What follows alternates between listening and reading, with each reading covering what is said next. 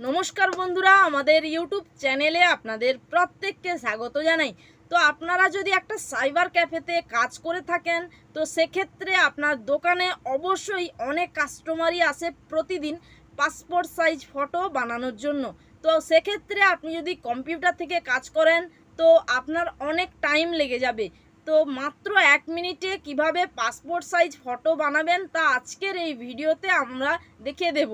কেবলমাত্র মোবাইল দিয়ে 1 মিনিটে পাসপোর্ট সাইজ ফটো তৈরি করতে পারবেন আজকের এই ভিডিওটা দেখলে। তাই ভিডিওটা কিন্তু খুবই হেল্পফুল হতে চলেছে, তাই ভিডিওতে একটা লাইক দিয়ে দেবেন এবং চ্যানেলে নতুন থাকলে চ্যানেলটা সাবস্ক্রাইব করে দেবেন।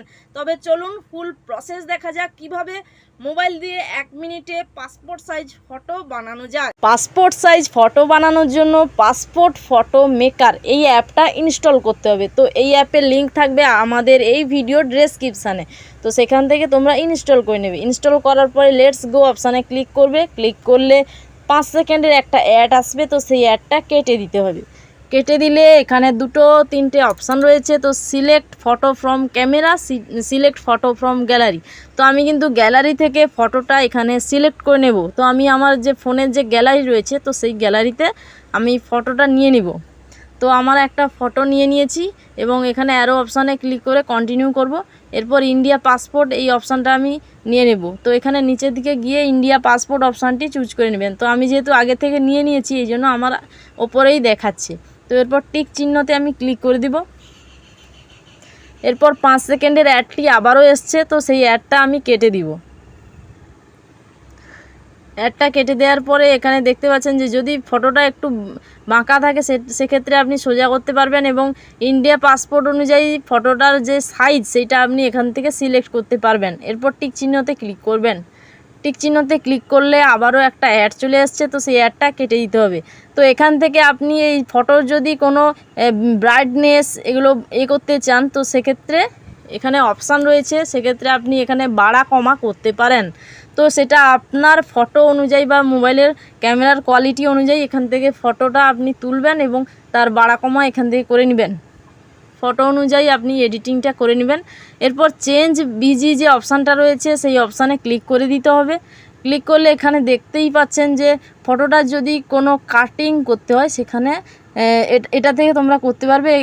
এখানে দেখতেই পাচ্ছেন যে ফটোটার মধ্যে যে মাথার যে ওপরের দিকে চুলটা একটু উঠে আছে, তো সেই আমি কিন্তু এখানে ব্রাশ যে অপশানটা রয়েছে সেখান থেকে ব্রাশে ক্লিক করে আমি এটা কিন্তু আস্তে আস্তে সুন্দর করে আমি কেটে নিয়েছি।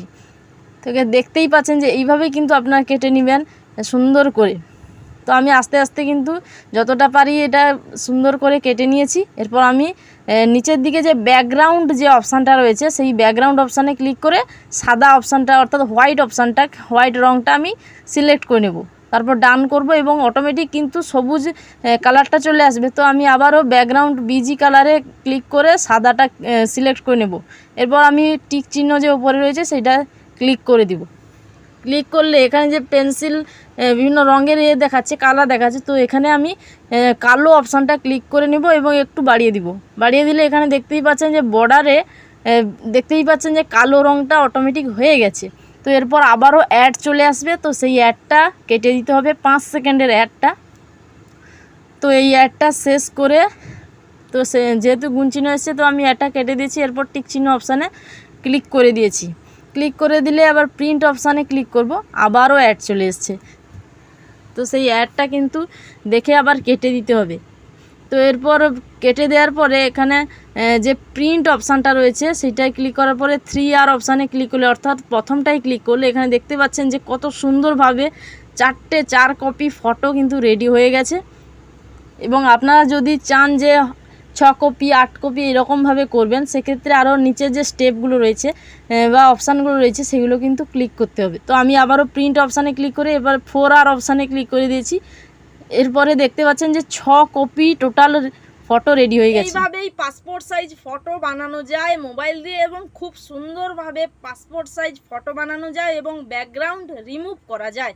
তো আজকের ভিডিওটা কেমন লাগলো অবশ্যই কমেন্ট করে জানাবেন এবং আপনার যদি বুঝতে কোনো অসুবিধে হয় অবশ্যই কমেন্ট করে জানাবেন এবং পরবর্তী নেক্সট ভিডিও কী চান তা কমেন্ট করে অবশ্যই জানাবেন। তো আজকের ভিডিওটা এই পর্যন্ত, দেখা হচ্ছে আরও একটা নতুন কোনো ভিডিও নিয়ে। ততক্ষণ ভালো থাকবেন, সুস্থ থাকবেন, সাবধানে বুঝে শুনে কাজ করবেন।